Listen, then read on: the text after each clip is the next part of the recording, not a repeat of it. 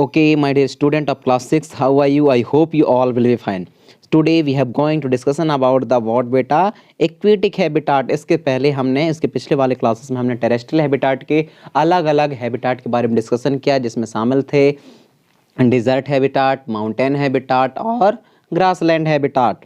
आज हम ocean habitat के बारे में डिस्कशन करेंगे, जो कि एक्वेटिक हैबिटाट का हिस्सा है।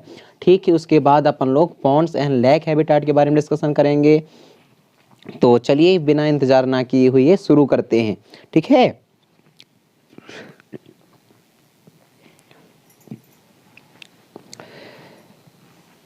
डिस्कशन करते हैं ओशन हैबिटाट के बारे में। तो देखते हैं।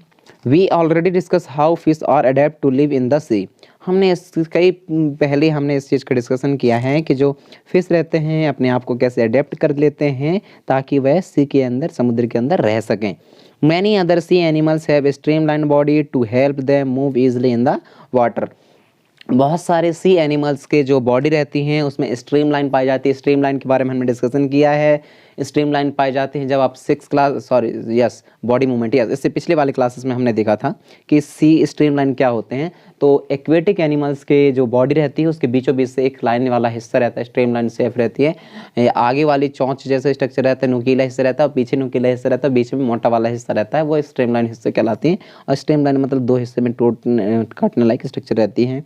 तो ऐसे एनिमल्स में स्ट्रीमलाइन बॉडी रहती है to help them move easily in the water, ताकि वह अपने आप को इजीली से मूव कर सकें प्लेस टू प्लेस वाटर के अंदर।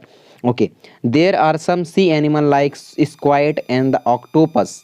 चलिए, तो अभी तो हमने देखा कि स्ट्रीमलाइन बॉडी रहती हैं, लेकिन बहुत सारे एनिमल ऐसे भी तो हैं जिसमें there are some sea animal like squid and octopus. जैसे कि स्क्विड और ऑक्टोपस की बात करें तो इनमें तो स्ट्रीमलाइन नहीं रहती हैं, तो वे कैसे अपने आप को one place to another place move कर पाती हैं वाटर के अंदर, इसको देखते हैं।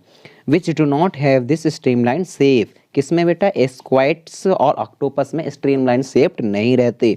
They stay deeper in the ocean. जो महासागर हैं, ओशन हैं, समुद्र हैं, उसके ये सबसे निचले वाले हिस्से में रहते हैं। कौन? ऑक्टोपस और स्क्वाइड्स। क्यों रहते हैं निचले वाले हिस्से में? चलिए देखते हैं। Near the sea bed and catch and prey and move towards them. ताकि यह बॉटम वाले हिस्से में इसलिए प्रेजेंट रहते हैं बेटा, ताकि यह ज़मीन से अपने आप को with the help of feet या अपने आप को मूव कर सकें और अपने प्रे को पकड़ सकें, कैच कर पाएँ। इसीलिए यह ज़मीन पे रहते हैं या बॉटम पे रहते हैं समुद्र के। कौन कौन? स्क्वाइड्स और ऑक्टोपस। लेकिन फिश की बात करें या ऐसे एनिमल्स की बात करें जिसमें स्ट्रीमलाइन पाई जाती है, वह ऊपर रहते हैं, बॉटम पे न रह करके, such as all kinds of the fish. But कुछ एक्सेप्शन है इसमें, वो क्या है वो देखेंगे। तो देखते हैं। However, when they move in water, they makes their body shape streamlined। तो क्या बोला गया है कि जब कभी भी यह वाटर के अंदर रहते हैं तो उनकी बॉडी क्या है? स्ट्रीमलाइंड रहती हैं, तब वह इजीली मूव हो पाती हैं। These animals have gills to help them use for the dissolve oxygen in water. ये जो मैनी ऑर्गेनिज्म रहते हैं, मैनी एक्वेटिक एनिमल्स हैं, such as fish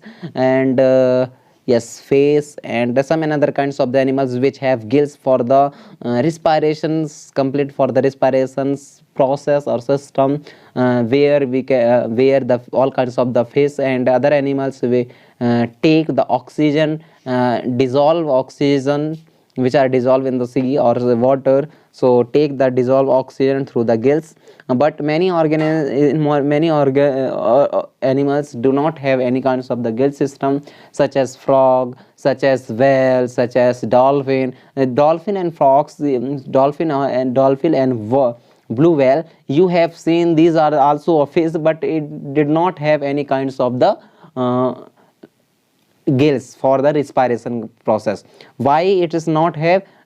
So let's look.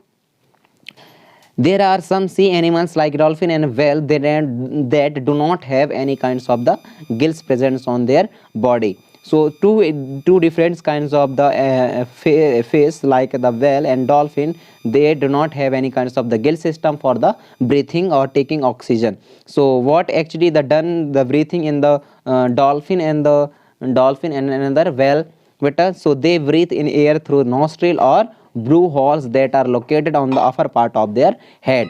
So dolphin, and second one is what, whale.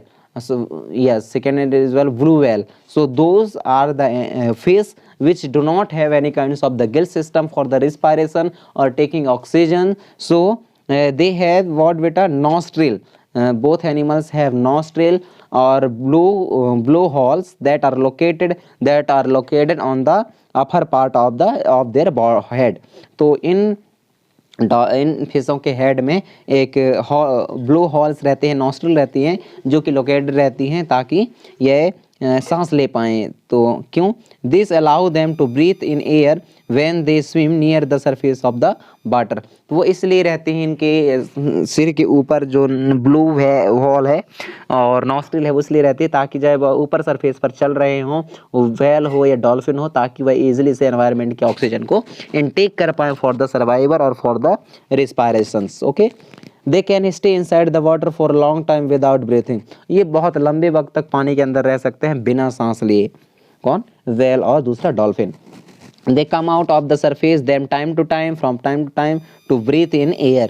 और water surface से बार बार कई time ये बाहर आते जाते हैं ताकि वह ब्रीथिंग सिस्टम को कंप्लीट कर पाएँ, ऑक्सीजन को ले पाएँ। Did you ever see the interesting activity dolphin and the television programme of the film on the ocean life.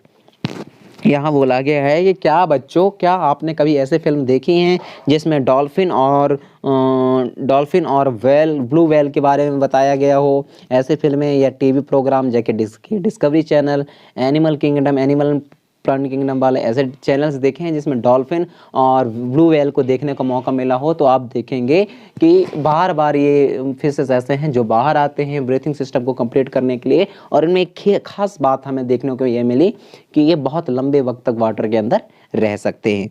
Okay, चलिए मिलते हैं नेक्स्ट क्लासेस में। तब तक आप सब सलामत रखिए, आप अपने आप को खुश रखिए। Thank you so much, bye bye.